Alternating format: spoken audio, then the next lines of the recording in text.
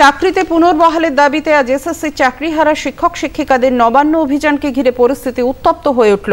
গত মঙ্গলবার নবান্নে চাকরি ফেরত নিয়ে বৈঠকে কোনো সুরাহা না মেলায় ফের নবান্ন অভিযানের ডাক দেয়া হয় চাকরিহারা শিক্ষকদের সংগঠন যোগ্য শিক্ষক শিক্ষিকা অধিকার মঞ্চের তরফে। আন্দোলনকারীরা বিভিন্ন জেলা থেকে এসে হাওড়া স্টেশনে সমবেত হন। ফোরশোর রোড ধরে নবান্নের দিকে এগোনোর পরিকল্পনা থাকলেও আগেই কংক্রিটের ব্যারিকেড দিয়ে তাদের আটকে দেয় পুলিশ। দুপক্ষের মধ্যে তীব্র বচসা শুরু হয়। হাওড়া ময়দানে ধর্নায় বসেন আন্দোলনকারীরা। শেষ পর্যন্ত তাদের 18 জনের প্রতিনিধি দলকে শিবপুর পুলিশ লাইনে মুখ্য সচিবের সঙ্গে বৈঠকের জন্য যাওয়ার অনুমতি দেওয়া হয়।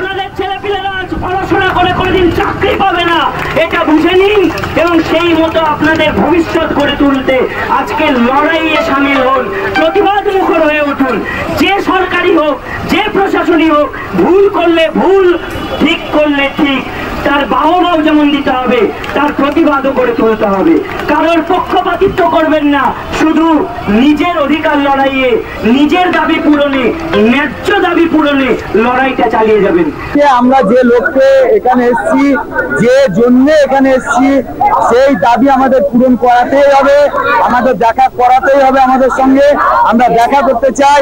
আমাদের একটাই দাবি, রিভিউ থেকে কালকে সুপ্রিম কোর্ট তুলছে, যে কোনো মূল্যে রিভিউ পিটিশন থেকে আমাদের চাকরি ফিরিয়ে আনতেই হবে।